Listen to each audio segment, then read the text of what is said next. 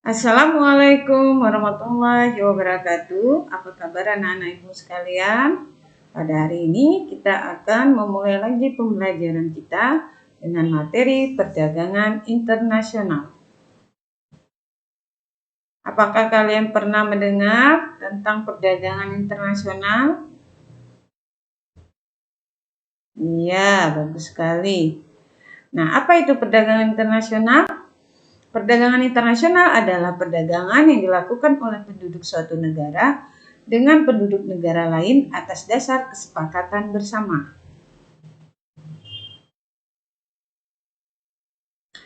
Nah, dalam materi perdagangan internasional ini ada hal-hal yang akan kita bahas, yaitu yang pertama tentang alat pembayaran, yang kedua tentang kebijakan, yang ketiga tentang neraca pembayaran, kemudian tujuan perdagangan internasional.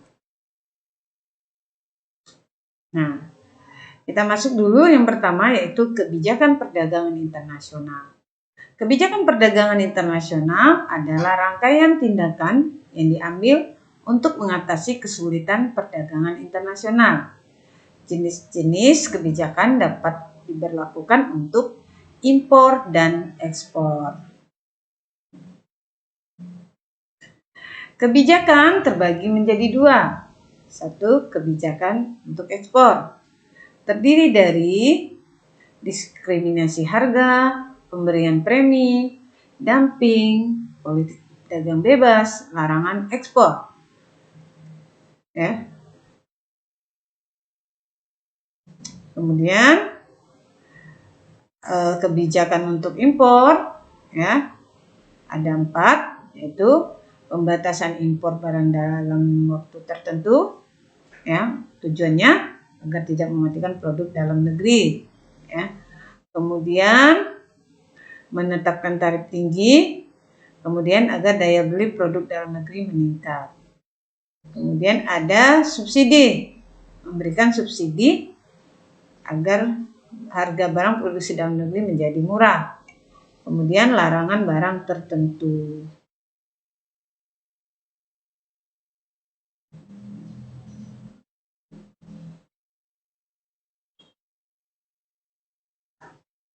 Oke. Lanjut lagi, tujuan, ya. Apa sih tujuan dari perdagangan internasional itu? Nah, tujuannya ada 5. Yang pertama yaitu mencukupi kebutuhan barang dan jasa dalam negeri. Yang kedua, melindungi produk dalam negeri. Yang ketiga, memperluas lapangan kerja. Yang keempat, memperoleh keuntungan. Yang kelima, memperoleh devisa. Kemudian neraca pembayaran. Apa sih neraca pembayaran? Neraca pembayaran adalah catatan transaksi ekonomi penduduk antar negara pada waktu tertentu. Ya. Nah, kita lihat yang pertama, manfaat dari neraca pembayaran, yaitu mengetahui keuangan negara, mengetahui berapa besar sumbangan transaksi ekonomi internasional, mengetahui dinamika perdagangan luar negeri, ya. Nah, kemudian kita lihat lagi transaksi.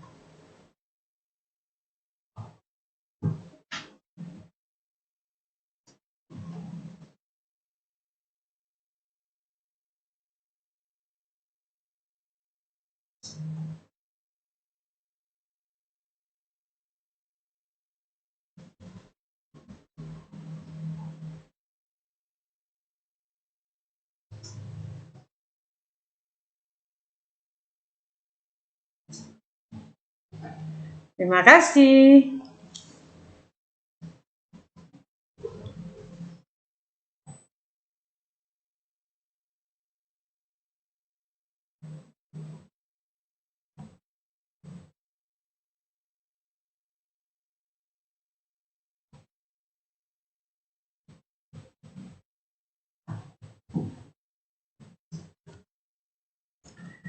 Perdagangan internasional yang pertama adalah yang kita bahas alat pembayaran. Yang kedua tentang kebijakan. Kemudian ketiga tentang neraca pembayaran. Yang keempat tentang tujuan. Ya.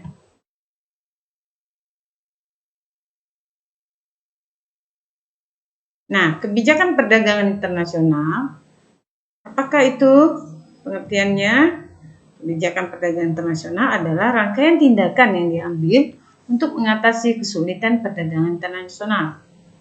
Nah, jenis-jenis kebijakan untuk berlaku untuk kebijakan impor dan ekspor.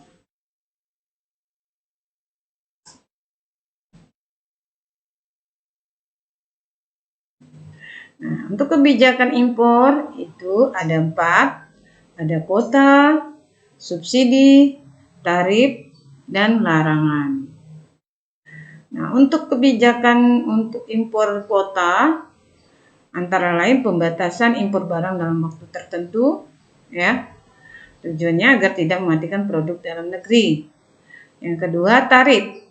Penetapan tarif tinggi agar daya beli produk dalam negeri meningkat. Kemudian subsidi, memberikan subsidi agar harga barang produksi dalam negeri menjadi murah. Kemudian larangan barang tertentu, misalnya minuman keras, senjata, ya.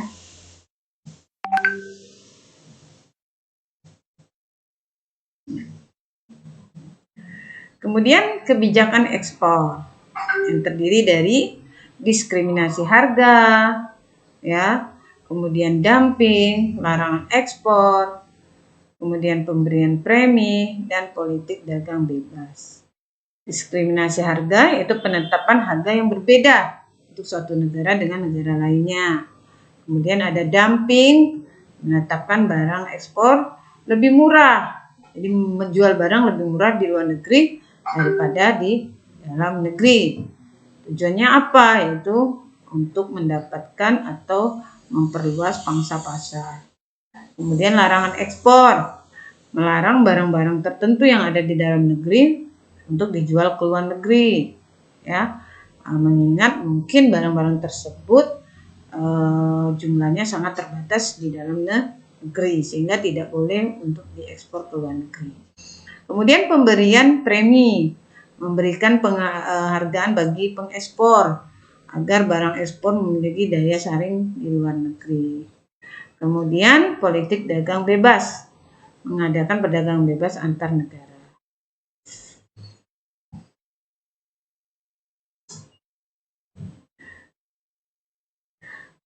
Nah, apa sih tujuan dari perdagangan internasional? Pertama, mencukupi kebutuhan barang dan jasa dalam negeri. Kemudian, melindungi produk dalam negeri, memperluas lapangan kerja. Kemudian, memperoleh keuntungan dan memperoleh devisa.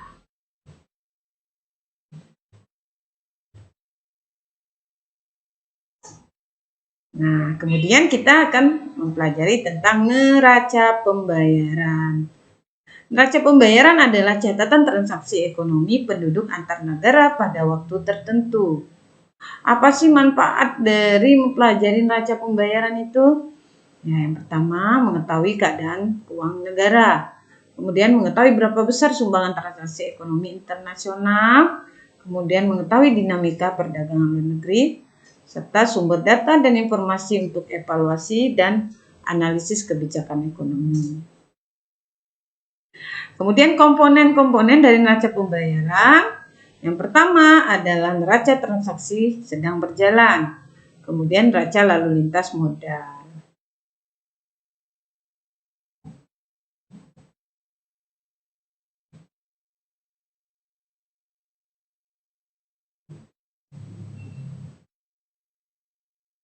Nah, transaksi pada neraca perdagangan itu ada transaksi debit. Transaksi debit ini terdiri dari transaksi impor. Transaksi wajib bagi penduduk untuk membayar kepada penduduk negara lain, ya. Misalnya kita membeli barang dari luar negeri. Kemudian ada transaksi kredit atau transaksi ekspor. Transaksi menimbulkan hak wajib penduduk untuk menerima pembayaran dari penduduk negara lain, ya. Jadi transaksi kredit contohnya kita mendapatkan pinjaman dari negara lain, ya, atau mendapat bantuan dari negara lain, atau kita menjual barang kita ke negara lain.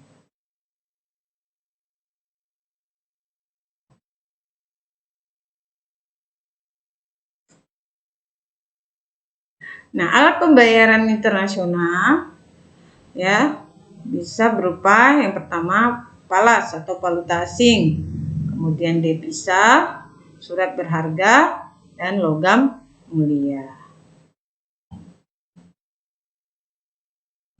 Nah, kita lihat satu-satu apa sih pengertian dari alat pembayaran internasional tadi. Yang pertama devisa.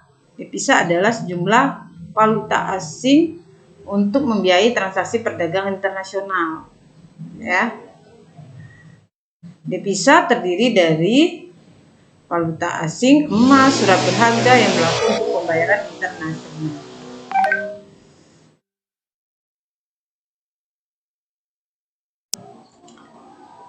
Nah, kemudian kita lihat fungsi dari falas. Apa sih fungsinya?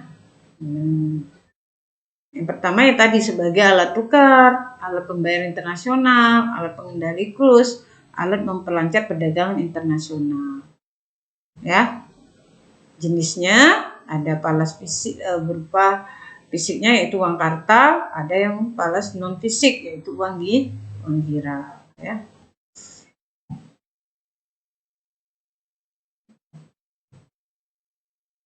Nah, wujud dari devisa lainnya yaitu ada emas, ya. Kemudian ada surat berharga.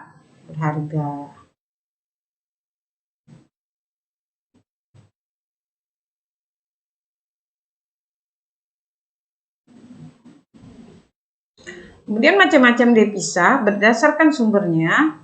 Ada devisa kredit, yaitu sumbernya dari pinjaman luar negeri. Ada devisa umum, yaitu dari sumber lain selain kredit.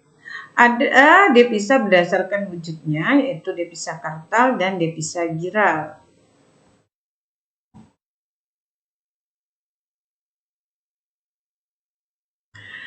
Nah, kita lihat lagi dari manakah sumber-sumber devisa itu, ya.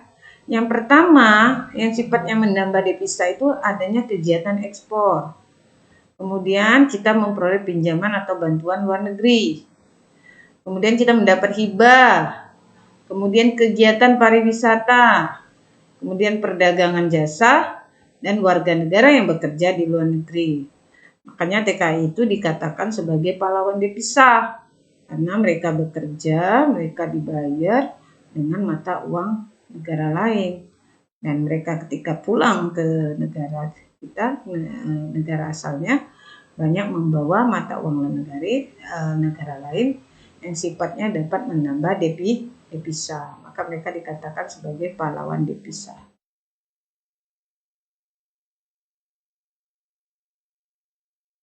Nah, fungsi dari devisa sebagai alat pembayaran barang dan jasa impor, sebagai pembayaran cicilan utang, alat pembiayaan hubungan luar negeri, sumber pendapatan negara untuk membiayai pembangunan.